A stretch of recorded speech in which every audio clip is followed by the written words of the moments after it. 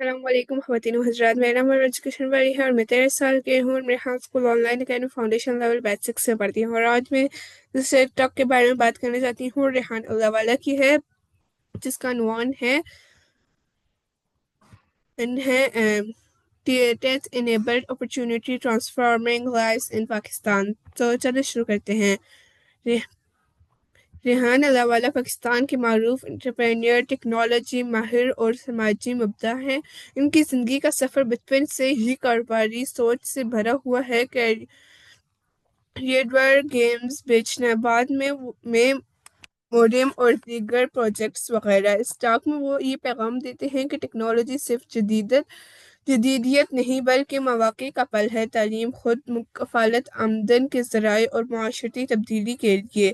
Enabled opportunity کا پیغام یہ ہے کہ اگر کسی فرد یا کمیونٹی کے صحیح ٹولز، علم اور رسائی میسر ہوں تو وہ اپنا کل بدل سکتی ہے، چاہے حالات مشکل ہوں۔ ریحان والا یہ باور کراتے ہیں کہ ڈیجیٹل خواندگی، فری لانسنگ اور ٹیکنالوجی استعمال کرنے کی صلاحیت کسی کو محدود پس منظر سے نکالنے میں مدد دیتی ہے۔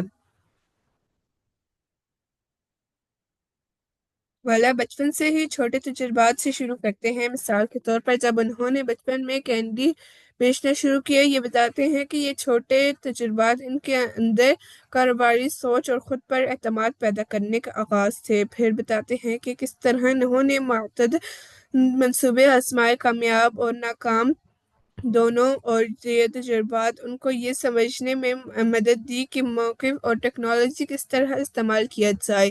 ٹیکنالوجی کے ذریعے تعلیم کو قدرے آزاد اور مؤثر طریقے سے دینے کی مثال دی جاتی ہے، جیسے ریحان اسکول، جو پاکستان کی پہلی اے آئی انیبلڈ اسکول ہے، جہاں طلبہ موبائل فونز، لیپ ٹاپس پر ٹاک، پوڈ کاسٹ وغیرہ استعمال کرتے ہیں بجائے روایتی کتابوں کے۔ ٹیکنالوجی جب فرد کو internet, freelancing platforms, digital مہارتیں سکھاتی ہے تو وہ لوگ جو پہلے بیرونی ذرائع پر منحصر تھے خود کمائی شروع کر سکتے ہیں۔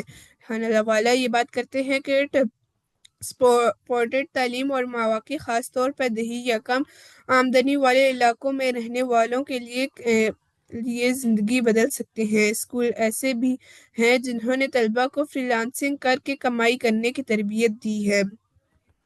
نیز اے آئی انیبلڈ تعلیم بچوں کو خود ذمہ دار بنانے، تخلیقی سوچ کو فروغ دینے اور کلاسیکل امتحانی اور رٹا لگا نظام سے باہر نکالنے کا موقع دیتی ہے۔ ٹیکنالوجی کے استعمال کے دوران درپیش رکاوٹیں، انٹرنیٹ کی عدم دستیابی، بجلی کا وقفے سے بند ہونا، مہنگا ہارڈ ویئر وغیرہ۔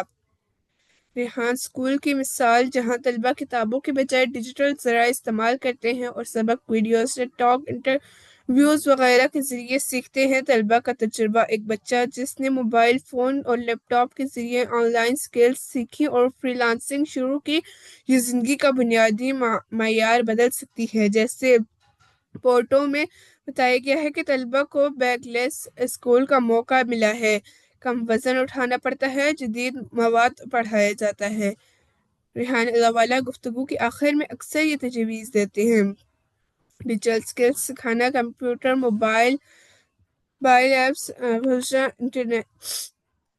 انٹرفیس، مواقع ڈھونڈنا، freelancing, online platforms یا دیگر کام سے کمائی ہو سکے، تعلیم کا انداز تبدیل کرنا،